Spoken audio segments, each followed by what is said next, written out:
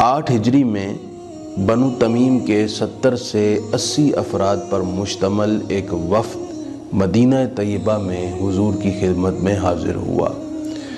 بارگاہ نبوی کے آداب سے واقف نہیں تھے۔ ان کی اصلاح کے لیے سورہ حجرات کی چند آیات بھی نازل ہوئیں۔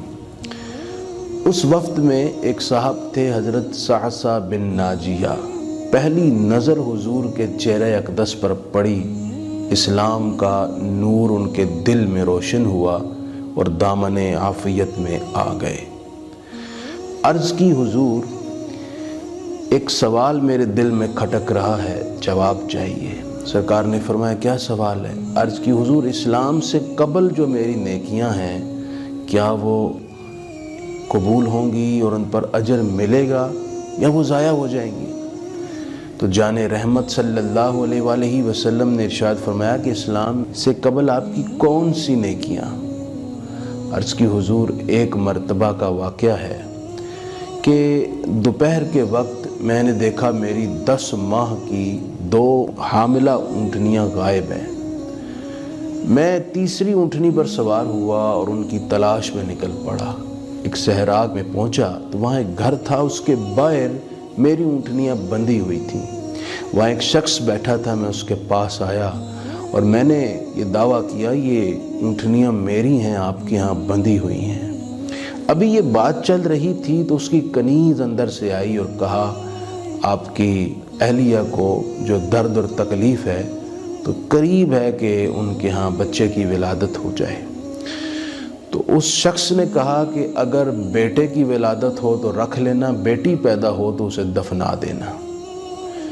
حضرت صعصع کہتے میں نے یہ سنا، میرے رونگٹے کھڑے ہو گئے اور میں گھبرا گیا کہ یہ شخص بیٹی کے ساتھ کیا کرنے جا رہا ہے اگر بیٹی ہو گئی۔ خیر میں اس کے پاس بیٹھ گیا اور میں نے اسے کہا کہ اگر بیٹی ہوئی تو یہ اونٹنیاں تو رکھ لینا اور وہ بیٹی مجھے دے دینا، لیکن اسے دفنا مت۔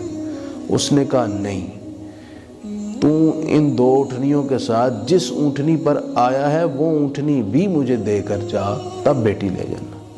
میں نے بات مان لی، اتفاقاً بیٹی ہی پیدا ہوئی اور میں اسے لے کر آ گیا۔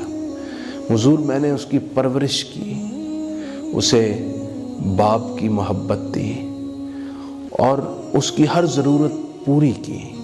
وہ دن بدن پرورش پاتی پاتی بڑی ہوئی تو میرے دل میں اس کی مزید محبت بڑھی۔ پھر میں نے یہ عزم کر لیا کہ میں ارد گرد کے وہ تمام قبائل جو بچیاں پیدا ہونے پر انہیں دفنا دیتے ہیں ان کا دورہ کروں گا اور ان سے بچیاں لے لوں گا۔ میں چکر لگاتا، مجھے معلوم ہوتا تو میں انہیں ان کی منہ مانگی قیمت دیتا اور میں بچیوں کو لے کر آ جاتا۔ حضور، میں نے اس طرح 1 2 10 نہیں، میں نے 360 بچیوں کی پرورش کی ہے۔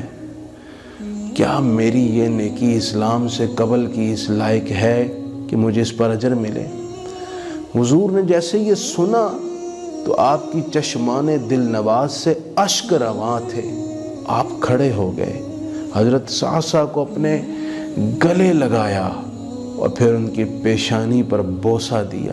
فرمایا ہاں، تجھے تیری ان نیکیوں پر اللہ اجر دے گا، اور ان نیکیوں میں سے ایک اجر یہ ہے کہ رب نے تجھے اسلام کا دامن عافیت دے دیا، دین حق کی طرف ہدایت دے دی اور تجھے میری صحابیت کا شرف حاصل ہو گیا۔ اسلام دین فطرت ہے، اس کا ہر حکم فطرت کے مطابق ہے، اور سلیم الفطرت لوگ جو فطرت کے مطابق عمل کرتے ہیں اسلام اس کی حوصلہ افزائی کرتا ہے۔ اور اے امت محمدیہ کی پاک بیٹیوں، غور تو کرو، ذرا دیکھو اسلام نے کیسے آپ کو جہالیت کے اندھیرے سے نکال کر عزت و وقار کی طرف لایا اور آپ کی پروٹیکشن کی، آپ کی حفاظت کی۔